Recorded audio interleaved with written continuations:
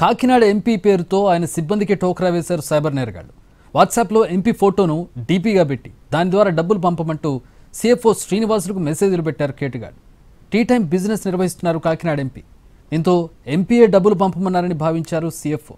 Cyber నేరగాళ్లకు డబ్బులు పంపారు. 11 సార్లు ఎంపీ పేరుతో మెసేజ్లు పెట్టి మొత్తం 92 లక్షల రూపాయలు కాజేశారు కేటుగాళ్లు. ఇటీవల సీఎఫ్ఓ శ్రీనివాసులు ఎంపీని కలవడంతో అసలు విషయం బయటపడింది. ఎవరైనా వాట్సాప్లో ఇలాంటి మెసేజ్లు పెడితే వాటిని నమ్మొద్దంటున్న సైబర్ క్రైమ్స్ డీసీపీతో మా crime input editor Ramesh Vaitla face to face.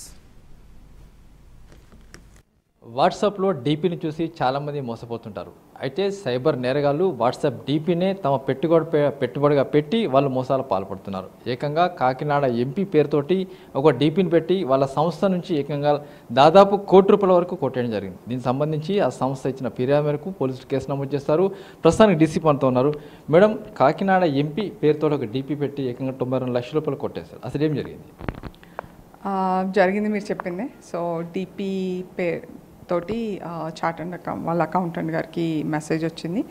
And MP గారు మాట్లాడినట్టే ఆ కన్వర్జేషన్, ఆ స్టైల్ ఉండేసరికి నిజమే అని నమ్మి అతను ట్రాన్స్ఫర్ చేయడం జరిగింది. దాని మీద మనకి కేసు రిజిస్టర్ చేయడము జరిగింది. అండ్ ఇన్వెస్టిగేషన్ ప్రోగ్రెస్లో ఉంది. అంటే ఎట్లా, దేనికోసం అడిగారు, రిక్వెస్ట్ ఏం పెట్టారు, ఎలా ఉంది? అంటే జస్ట్ వాళ్ళ అదే సో స్పెసిఫిక్గా వాళ్ళ రెగ్యులర్గా ఎట్లా ఉంటుందో డిస్కషన్ అట్లానే ఉండింది.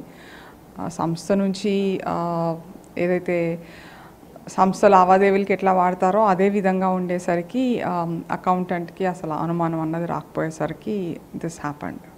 ఎన్నిసార్లు పంపించారు? 7 times పంపించారండి వేరే వేరే అకౌంట్స్కి. So 7 times with in a span of 2 days.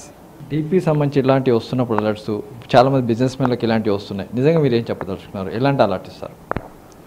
So అది మన ఇంటి సొంత మనుషుల నుంచి వచ్చిన ఇప్పుడున్న సిచ్యువేషన్లో it is always better to be safe than sorry. So ఒక్క క్షణం ఎంత అర్జెన్సీ ఉందని ఎవరు ఎంత ప్రెషరైజ్ చేసినా ఒక్క నిమిషం వాళ్ళతోటి ఫోన్ మాట్లాడితే అది క్లియర్ అయిపోతుంది.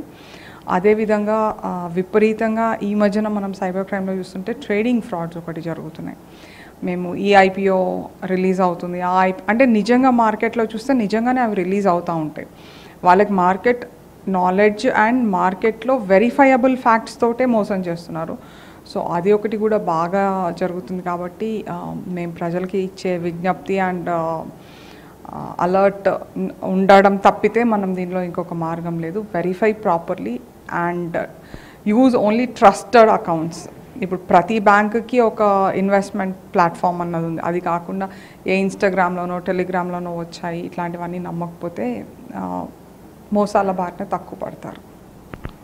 అయితే వాట్సాప్లో వచ్చే డీపీలను చూసి మోసపోకండి. ఎందుకంటే దానికి సంబంధించి చాలా వరకు కంపెనీలకు సంబంధించి కావచ్చు, కంపెనీ చైర్మన్లకు కావచ్చు, డబ్బులు నేను బయట ఉన్నాను అర్జెంట్గా డబ్బులు పంపించి వాట్సాప్ డీపీతో ఉన్న తమ ఫోటోతో ఉన్న దాంతో ఏకంగా పంపిస్తున్నారు. అయితే ఇది సైబర్ నేరగాల మోసం కావచ్చు. అయితే అలా డబ్బులు పంపించే క్షణంలో ఒకసారి కన్ఫర్మ్ చేసుకోండి. అంతేకాకుండా వాళ్ళతో మాట్లాడండి. అది మాట్లాడిన తర్వాతనే అవసరం అనుకుంటే కన్ఫర్మ్ అయిన తర్వాతనే డబ్బులు పంపించండి. లేకుంటే ఎవరు పడితే వాళ్ళకి డబ్బులు పంపించదని చెప్పి కూడా అధికారులు చెప్తున్నారు. కెమెరా పర్సన్ వెంకటయాదవ్తో రమేష్ వైట్ల.